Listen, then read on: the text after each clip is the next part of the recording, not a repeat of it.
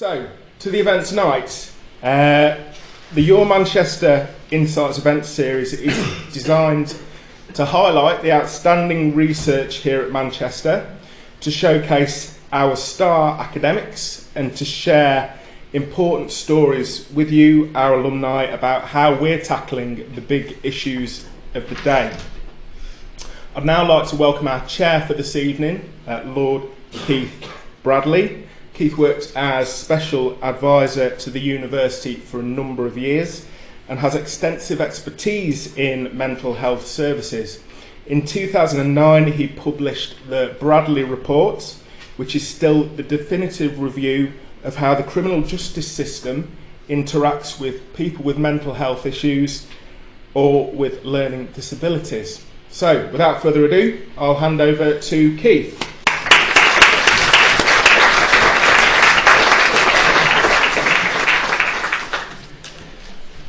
Thank you very much indeed for that warm welcome, and it's a pleasure to be here tonight, and as you rightly say, just to chair the event. But I do want to welcome you all here tonight, and what a pleasure it is to see so many people wishing to talk about this crucially important issue of mental health.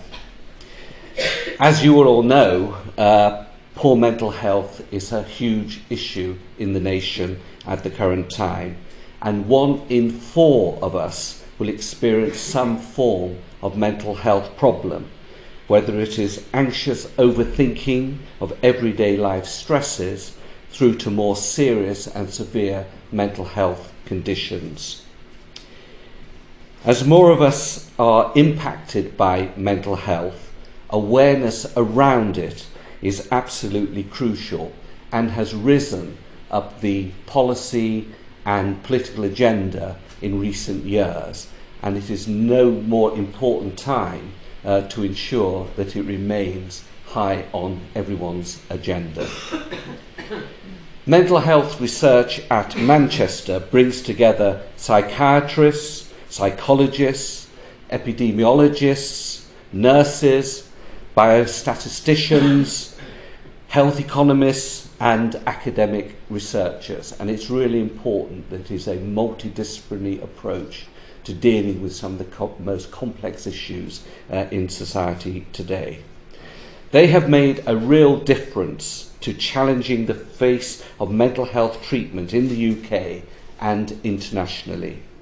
Many of our research staff work closely with the NHS services, charities and public health bodies, as well as industry, so the work we do has a huge impact on our local community as well as nationally and internationally.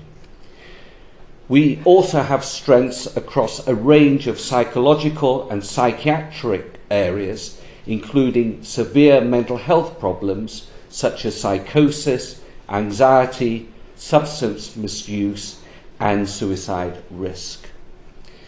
Our Centre for Mental Health and Safety here at the University, which investigates suicide and self-harm, violence and forensic services, is the largest research unit in this field internationally. Its findings have been the basis of government policy on suicide prevention and are widely quoted in government, by professionals and by charities on the many times that they try and raise the profile of mental health issues. The Centre maintains the UK database on suicides, homicides and sudden unexplained deaths in mental health patients.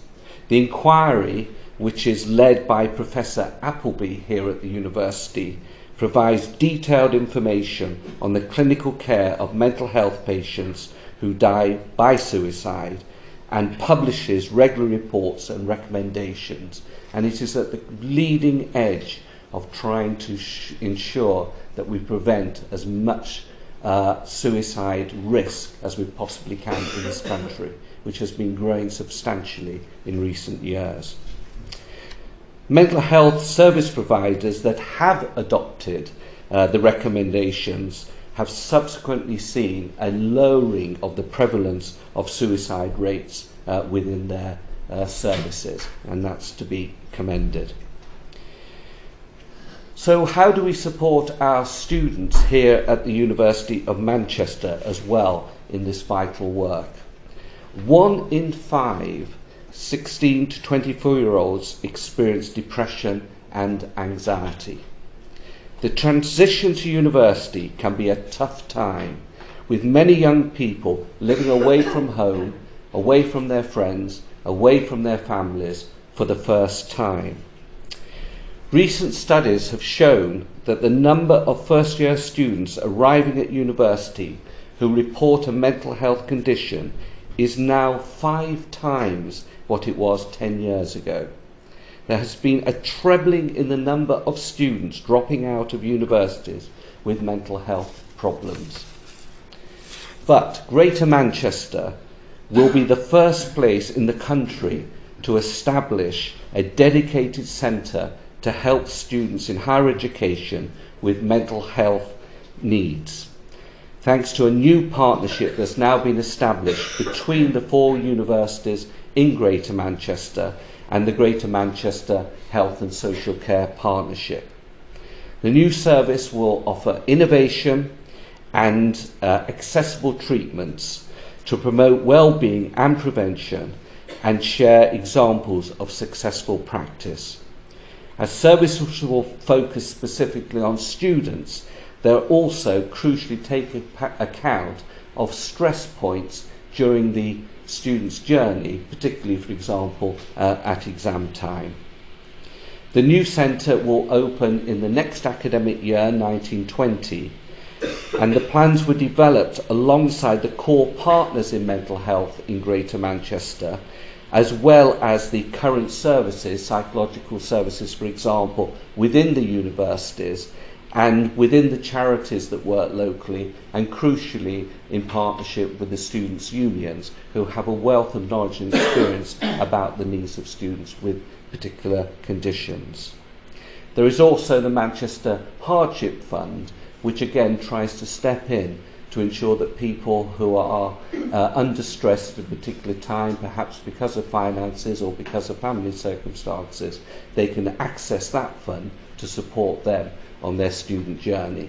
And that fund is made up mainly from donations from the alumni of the university. And finally, the university has also signed the Time to Change pledge, which is England's biggest programme to challenge mental health stigma and discrimination. And I'm sure we'll hear more about that as the evening develops. So a huge number of initiatives are being taken within the university and within the wider community, but we all know there's much more to be done. I was just saying to one of the alumni outside that even though the profile of mental health has risen, the NHS budget, whilst 1 in 4 people, as I said earlier, may suffer from a mental health problem, only 13% of the National Health Service budget goes to mental health and the rest to physical health. So there's a long way to go to get parity of esteem across physical and mental health. Enough from me. What I now have a great pleasure in doing is welcoming our guest speaker tonight, Vikas Shah. Professor Vikas Shah MBE is an award-winning entrepreneur, strategist and educator who has built businesses in diverse sectors around the world for almost 20 years. Amazing to believe it's 20 years. He's also a consultant and advisor to numerous entrepreneurs, businesses and organisations globally. Alongside his business interests, Vikas is honorary professor at Alliance Manchester Business School. He is also a respected speaker, a multi-award-winning writer. In his journal, Thought Economics, he has interviewed many of the most influential people in this field around the world. People like Sir Richard Branson at one end, Buzz Aldrin, and 12 Nobel laureates across the field of economics, science and peace building. Vikas is also chair of Future Everything, one of the world's most influential festivals and social enterprises focused on digital culture.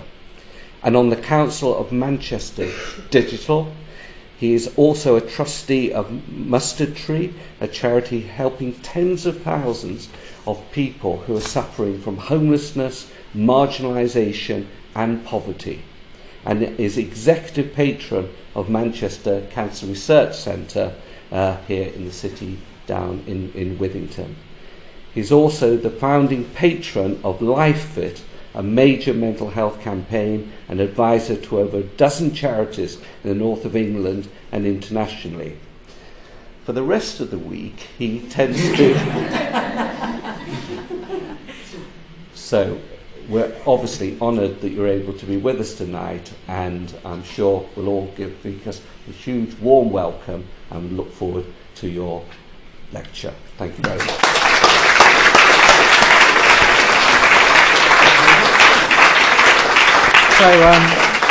So first of all, a massive thank you for everyone coming tonight and for coming to listen to this story. I mean, it's kind of strange because reflecting on this talk today, reflecting on this lecture, it makes me think, why are we here? Why do we even need to have this conversation?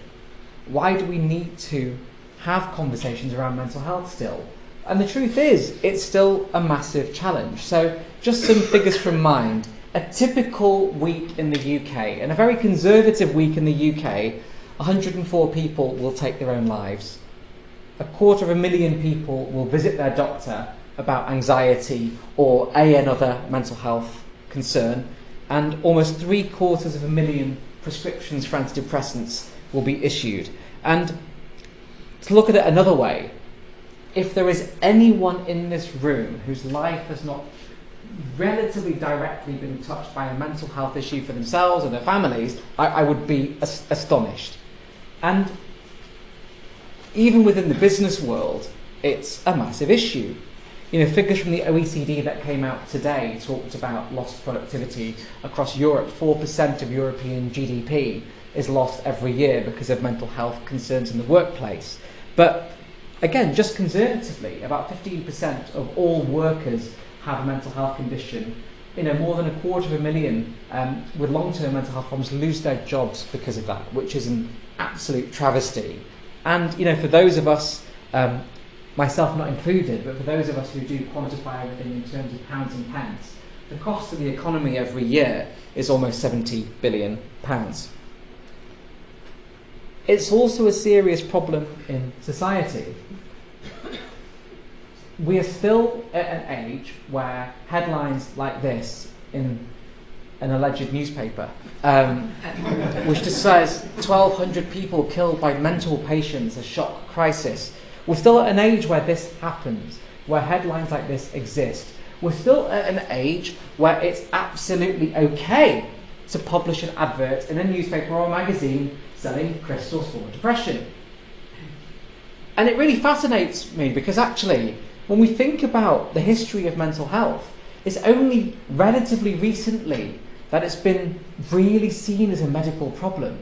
For so much of history, it was seen as this kind of supernatural issue where gods were inhabiting us and making us feel kind of strange. And then it was seen again as this kind of slightly bizarre, dark area of psychoses and all these things we didn't really understand. But only reasonably recently have we made this connection that actually this is a real physical health problem. But the shadow of this history, the shadow of how steeped mental health concerns are in all these other areas, including the occult, still looms strong today. And I can tell you from my own experience that actually in certain cultures, and Asian cultures in particular, you find people don't talk about mental health. I remember my own mother saying, "You're not depressed, you just don't pray enough." And these things are real. And this affects thousands and thousands of young people every day. And for those of you who have a public health background, you might recognise this pyramid. But the other issue we have is, even in the workplace, we still see mental health as being someone else's problem. A lot of companies now pay great attention to looking after the physical health of their employees. They have gyms on site. They have green smoothies and all these wonderful things. A lot of companies also look at social enrichment, albeit so much social enrichment now is based around that thing of, oh, let's all go drinking. And again, it's not a particularly healthy thing from a mental health perspective. So many of them look after enrichment in the community by doing volunteering days and things like this, but then when you turn around to a lot of businesses and say, what about your mental health strategy? That's the NHS's problem. That's our local authority's problem. Well, it kind of isn't. It's all of our problems. And that's kind of what I want to talk to you about today. So, the aim of today is I'm going to just talk to you kind of warts and all about my mental health journey. And in the spirit of transparency, there might be points of the conversation which, if you have been through something, might make you feel uncomfortable. And if it does, please feel free to leave the room for a little while if at all you feel uncomfortable with anything that I'm talking about today. And a lot of this was spurred by having a reasonably unusual life, and it wasn't a life that I necessarily expected. And it kind of started at school, where I really wasn't cool. And the problem is now the look that I sported then would be considered hipster. So I've had to identify specific reasons why I wasn't cool. I was a bit larger than I would have liked. I was a complete geek. I used to build electronics and didn't have any friends. And it was a very difficult time. And I went to a school that was really based around sports and academia. And because I was neither of those, I was always a bit of an outcast. And it was kind of funny because I used to get bullied really severely at school. And I got bullied to the point where there was very rarely a week where I wasn't in tears as a child because of it. And it was odd because you had that sense, that kind of sinking feeling in your stomach, the feeling that I just don't want to go in, that feeling of being sad and being low, but I didn't know what it was. I didn't know it was anxiety. I didn't have a language for it. It was just a feeling. And because my parents didn't have a language for it either, nothing happened. This was just how bullying makes you feel. And I'm grateful that I'm older, because at least then I could go home. And when I went home, I was shielded from the bullies because we didn't have social media and they couldn't reach me. And I really worry about how that is for kids now. My aim, though, back then was to become an airline pilot, because we lived right next to an international airport and I used to just love watching planes go by, and that was my dream. And I remember one day I popped into my dad's office and he had a computer, and I found on this computer this modem, and it was very slow, very different internet back then. And I found this whole community of people online that also loved watching planes and spotting them. And I remember publishing this little tiny web page called the Virtual Manchester Airport, where I published all the frequencies that I used to use to listen to planes and all the different movements of aircraft that I was seeing, and then the airport politely informed me that this may not be the wisest thing to do in a security environment. So I thought, let's do something different. And I came from a very average background, and so there wasn't really any chance that my parents were going to pay for me to be an airline pilot. It wasn't possible. So I set up this website for Ultima Innovations UK, which was me. And my plan was really simple. I picked up a Yellow Pages and I rang businesses and I said, I will build you X for £50. Could be a website, business cards, whatever. And my plan was, for every 2 jobs I got, I could pay for 1 flying lesson. Simple. So the first couple of jobs I got, I bought a little mobile phone. The next couple of jobs I got a pager, because mobile phones didn't have much battery life back then, so I had to rely on being paged. And those sat in my school bag, and lo and behold, I was a freelancer doing some design work and collecting some money to do this. But that went rogue.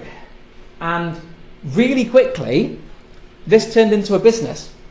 I actually, a couple of lads that were in my year at school that were employed, and they were learning the trade with me. I had real employees outside school building websites and doing software development and things like that with me. We also launched a fascinating little side business, which I'll tell you about quickly, called Independent Software Reviews. And this came out of our love of computer games. And so we used to publish reviews of computer games that we played, and And then we started to phone up computer games companies and ask them about what have you got in, can we review that? And that started off as a side gig and very quickly turned into an online publishing business. And we back then in the 90s, we were getting over 1 million visitors a month. And it turned into kind of quite a successful business. And this was all still when I was at school. And, very quickly we had an office and a presence in New York and Manchester and London and Sydney. I remember at the time, the internet was still very young. And we were starting to work with quite big clients, and one of them, for example, was Fairline Motor Yachts, and we were doing a lot of marketing work for them and organising motor yachts to be dragged around the country to marketing events. We were doing work with Sage Software Unilever. It was a real kind of rock and roll time, and the naivety of being a kid means you don't realise that what you're doing is odd. I was a kid running a global company. It's weird. But you're naive at that age. You don't think like that. You're just like, this is really good fun. I'm just going to crack on. It was relentless working schedule as well. And interestingly as well at this time, another web design agency in Manchester, there was only a few of us around back then. The owners of that company rang me and they were like, can we see you? We need to talk about something. And the child in me thought I was in trouble, right? So I went to see these guys and they were just like, well, we just love what you're doing. It's kind of cool. Can we mentor you? And I was like, but we're competing. And they said, no, we know, but this is just really cool. Can we mentor you? And I ended up with these wonderful mentors who taught me everything I knew then about business. But then just when all this was peaking, the unthinkable happened. And over the course of a couple of days, this happened. A company called WorldCom, which was one of the biggest telecommunications infrastructure providers in the world, suddenly went bust. Right? This company pretty much ran the infrastructure the internet ran on back then. To put it in perspective, imagine after this, I know you're all being very diligent, not on your phones and stuff, but imagine after this you switch on your phone and Google had gone bust. That's the impact this had. So within a week, $2 trillion of 1990s money was wiped off the stock market. And all of a sudden, we had clients ringing us going, oh, we're not going to be able to honour our contract with you. Now, you might think if a couple of clients do that, you can fight them, you can get your lawyers on the case, but imagine if most of your clients do that. You don't have the resources to fight. So I did what a lot of people would do. I was reaching out to my mentor. I couldn't get hold of him, and I thought, oh, he must be busy as well. And I got a phone call saying that he killed himself from the stress of what had happened. And so for the first time in my life, I felt utterly alone, because I was like, what do I do? And the only thing I could think of doing was selling the parts of the business I could to pay for the parts of the business I couldn't, and almost getting back to square one. So logic says, at the time, you should take a break, figure things out, and then make a plan. But I was running on pure adrenaline.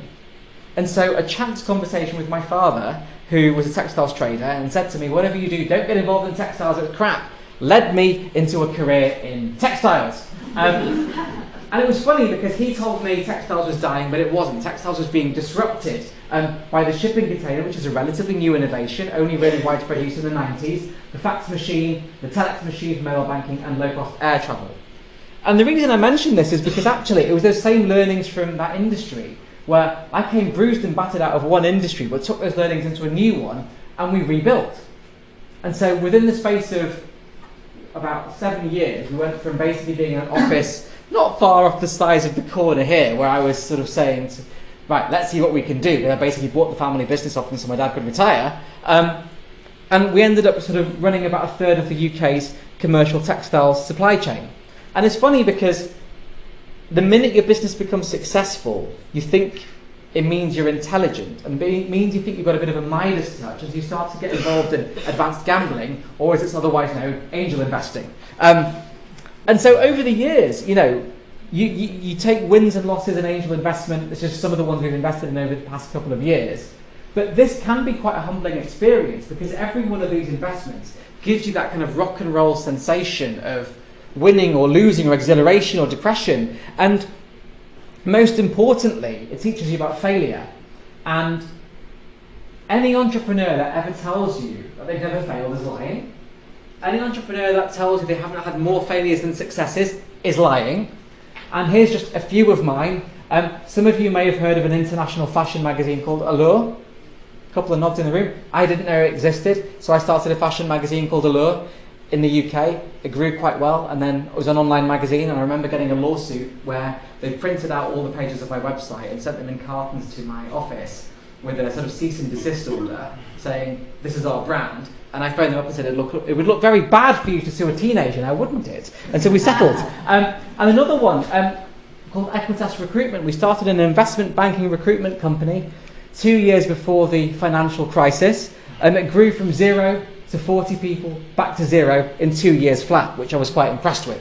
But also, one of the other really fascinating learnings I took was in San Francisco. And inevitably in technology, it was a place I spent a lot of time. And kind of midway through that kind of collapse of the digital market, I remember seeing these phones appearing on the Golden Gate Bridge. And it was only then that I learned, kind of slightly naively, that perhaps because this bridge is so beautiful, that's why so many people chose this bridge as a place to end their lives. And these phones ostensibly were there so it would make you perhaps think twice before you did. And there was one evening in Manchester, actually, and I remember finding myself on my own Golden Gate Bridge, which is a car park not far from here. Some people might recognise it. And it was actually a very clear night, very unusual for Manchester, and quite early in the morning I was stood just gazing over the city, and I just wanted to go. I'd had enough. I'd absolutely had enough. And I was reasonably calm about it, and that was it. I thought, I'm done. And it seemed like it was going to be, a wonderful relief for me, and actually, frankly, I thought I was a burden on the other people around me because of how I was. And it was strange because it had been quite a tough day that day, insofar as I'd been at my desk all day and I hadn't really talked to anybody. And I just thought, I'm going to make a little phone call before I go. I want to speak to one more person before I go. And it's one of those naive thoughts you have when you're in that situation. And so I phoned a helpline, and just that act of having conversation with somebody was enough to get me to step off literally the ledge. And I got back in my car, floods of tears, took the note off my window which I'd left there for someone to find. And this is the weird thing. You kind of carry on. I was back in work the following day, like nothing had happened, because as a CEO and you've got to be all alpha.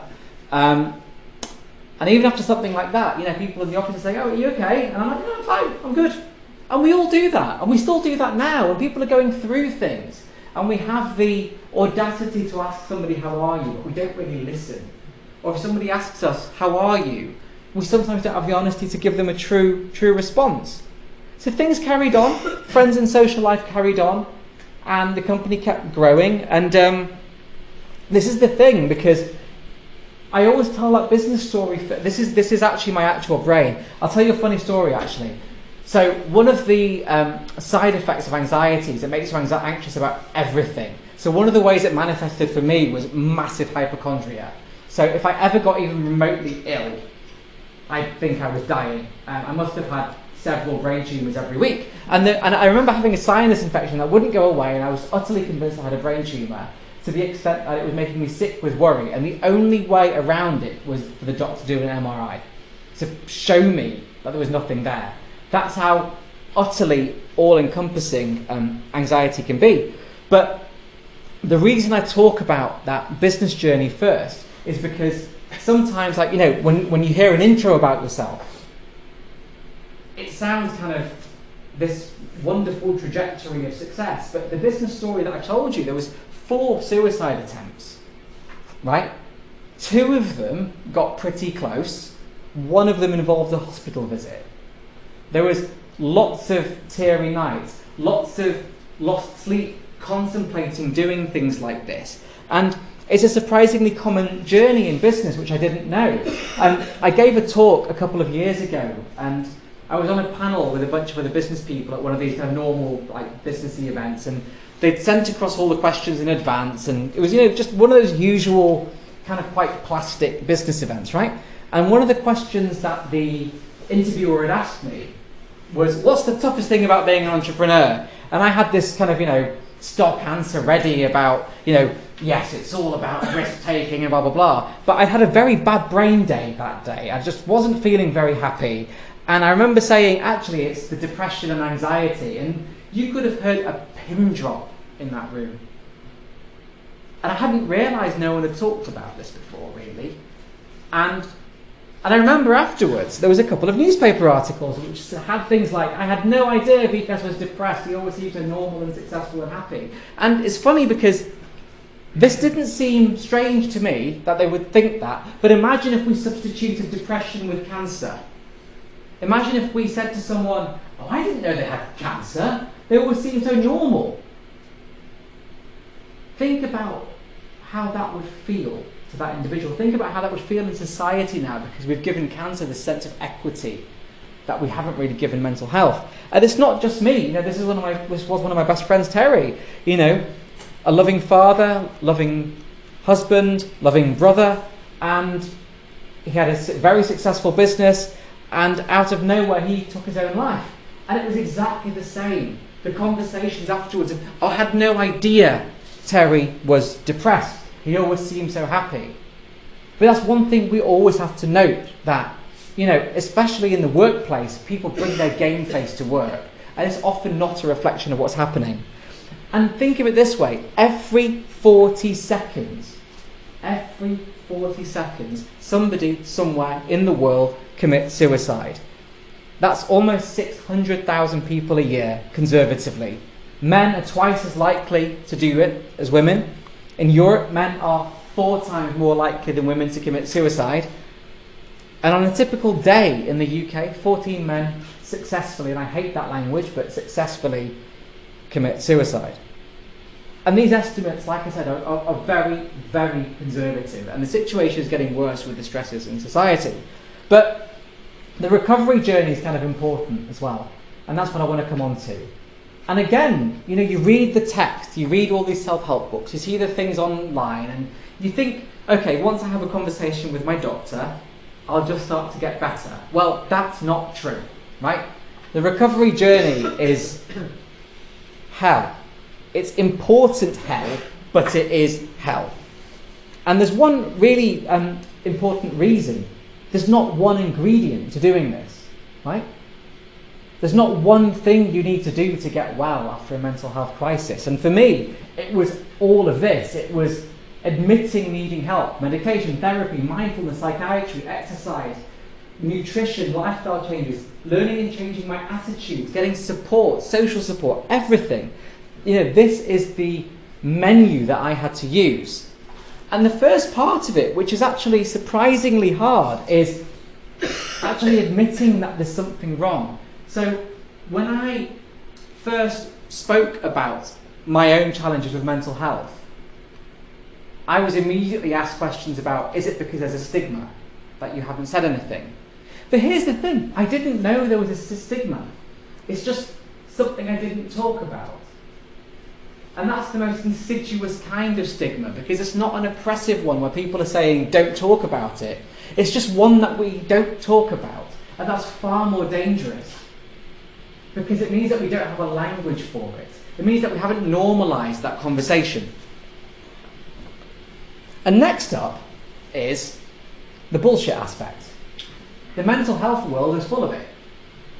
And what I mean by that is, you can go to spend thousands and thousands of pounds on all different types of books and courses and all these kind of things without actually ever getting real medical help. And that's why I tend to start these conversations with medication, right? So I wish I'd started medication a decade sooner than I did, right?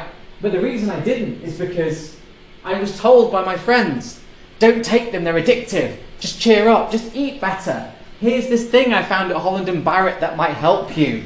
You're not depressed. Oh, I've heard about these medications, the side effects are really awful, right?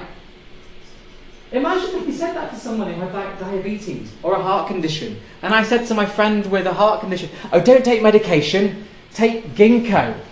You wouldn't, and we're laughing because we wouldn't, but we don't give that same equity to our friends who are going through mental health challenges. So here's just a few of the drugs that I've been on over the years. Propranolol was horrible, diazepam was horrible, citalopram was incredible. Escitalopram made me suicidal. Fluoxetine made me lose my sense of colour. Sertraline was really weird because it made me hallucinate. But venlafaxine has been life-changing. Venlafaxine gave me my life back. And the reason I went through them is, like anything, it takes a few to figure out what works for you, if indeed medication is the right route. And I've got friends of mine who come on medication and they're very keen to come off as soon as possible. But for me, I don't care if I'm on it forever. I don't care if I'm on it for another few years. It's like any other medical condition. The second one is realizing that self-medication doesn't work, right? If I look at most of my friends that have been through this, you very clearly see that people act out. You try and self-medicate somehow, whether it's sex or drugs or rock and roll. You try and self-medicate yourself to kind of numb out the other stuff you're going through. And it's really not helpful to do that, because all of a sudden you end up feeling even more dead inside than you did anyway. And there's also the language part of it. It's strange because we have so many words to describe people that are going through mental health challenges. We might see somebody who's homeless at the side of the street, who's maybe not acting in a way which shows that they're all there. We might go, who's that nutter? Who's that freak? You know, who's that oddball? And we don't realise, we just throw these words out in conversation without realising the impact they have. The amount of people that have said to me that the reason they didn't talk about mental health was because they'd heard a friend say a word like that about somebody else, and they thought, I don't want that said about me. And these aren't kids, these are people like us, adults, who are going through this exact same challenge. Therapy is also really important, and it was transformational. I went through lots and lots of therapists before I found one that I resonated with. And I remember having a conversation with one of my friends recently who's just started therapy, and she goes, what should you tell your therapist and what should you not tell your therapist? My answer was really simple. If you don't feel you can tell your therapist everything, it's not the right therapist. I've told my therapist things which I wouldn't even want to admit myself. The darkest recesses of my mind. But that's what you need to do to move forward. But bear in mind, a lot of people are scared of therapy, and so they go for life coaching, or chakra therapy, or they spend £10,000 on a Tony Robbins seminar. That's not therapy, that's self-medication. The other thing which really took me by surprise was mindfulness. And I dismissed this. I had utterly dismissed mindfulness as this hippie thing that I wasn't into. And one of my therapists actually basically made a bet with me and said, please try it, and if it doesn't work, your next session's free. And therapist's quite expensive, so I thought, as a businessman, I'll take this, expecting to win. And so I started doing a bit of mindfulness, 10 minutes a day, in a structured way. Within a month, my mind was so much stronger. I was able to get rid of some of those anxious thoughts when they came in. And it occurred to me, we live in this unnatural habitat which we're not designed for. We're still just animals. We're still designed for the mountains and the forests and the lakes. We're not designed for the lives that we have. And that's kind of where mindfulness comes in. Mindfulness gives us resilience. Mindfulness gives us the tools to be able to quieten our minds. Some schools are starting to teach mindfulness now because it brings resilience into children's minds. And I really wish it was compulsory. I was talking to some MBA students only last week, and I said, in my view, if you took all the business stuff out of an MBA and replaced it just with resilience and emotional resilience, we'd end up with a generation of phenomenally successful business leaders, because actually it's the single most important skill you can have. And it's really easy. Most mindfulness stuff is available online for free. This is what I give to my students. It's a bit of a challenge. And to give you an idea, at the start of every MBA semester, I'll say to all my students, a non-compulsory challenge, because that way they don't get graded on it and they have to start making notes, but do 10 minutes of mindfulness a day and we'll have a check-in mid-semester and see how you're doing. Guess what? The students that do it end up less anxious, they're performing better, their coursework's better, they're maintaining better social connections and friendships and all these sort of things, because miraculously, by training our minds to be resilient, we have better lives. Who'd have thought? But that's why it's quite powerful. And the other thing is, when we go into our workplaces and homes, like I said earlier, we have this notion of saying to people, how are you? And it's become a substitute for hello. And I'm always quite mindful of that being quite an arrogant thing to do. If you just want to say hello to someone, say hello. If you want to ask someone how they are, go, how are you? It's not a substitute, because if I say, how are you? And if you tell me, I have to listen. And if I listen, I need to really respond to that. If you go into work or you go into your college or university, if you say, how are you? And if you know something's not right, it's your obligation as another human being to say to that individual, do you want to talk? Maybe let's grab a coffee. This stuff's really, really important, and it helps us see the warning signs. We all know our colleagues and our friends really well. We know what's normal and what's abnormal for them, but we're so quick to dismiss it. Terry, that I told you about, even for me who'd been through it, I didn't read the signs. He all of a sudden became an absolute party animal out of nowhere. I dismissed that as just being a phase. It never occurred to me that maybe something was wrong. Things like that have happened in so many people in my life, where actually these changes in behaviours, I get dismissed as, oh, it's just something. But actually, again, as friends, as colleagues, as other human beings, we need to ask what that something is. Because actually, you might just save a life by talking about it. You know, at the beginning, last year, I did a talk at TEDx, 2,500 people in the room, and I'd prepared a talk a bit like this originally, and then I thought, okay, I've got 15 minutes at TEDx. I'm going to just talk through a suicide attempt, warts and all, and just tell that story. And what was incredible was, it was probably the single most frightening bit of public speaking I've ever done. After I'd finished, I had to go outside and be sick, because of the anxiety basically of doing it. But then I had a load of messages from people who actually said, I'm going to go and get help because you did that talk. Right? Every single one of us has that capacity. By having a conversation, we can genuinely save people's lives, and that's a powerful thing. The other thing is mental health first aid. I don't understand why this isn't mandatory. You know, in my own businesses, for every N employees I've got, I have to have someone in a yellow jacket who knows how to put a bandage on and do resuscitation and lead people outside to an assembly point and all this. Why don't we have mental health first aid as a law in the workplace? Because actually it works. It's very, very, very effective. It means that people now are equipped to be able to find the signs. Wouldn't it be greatly abused? Sorry? Wouldn't it be greatly abused? Part of that question is a good question. We'll come to that in the Q&A. But I think that's a very good question. But Sorry? No, don't worry. I think it's a really, really important question, and I want to make sure we do cover that. And the business case for it obviously is based around our obligations to our employees for sure, but actually improving mental health in the workplace through prevention and support can vastly improve our business productivity. But there's also the fact that under health and safety law for businesses, there could well be a case for this to be mandatory. One of the other things as well is hype. We're at this very odd time in business and in society where we're in this kind of weird hype cycle, where actually I see it a lot in students and in other business people and people in careers, where you have to create a PR persona of yourself as part of wanting to get ahead. And the challenge is this: if we start to believe our own hype, it's extraordinarily dangerous, right?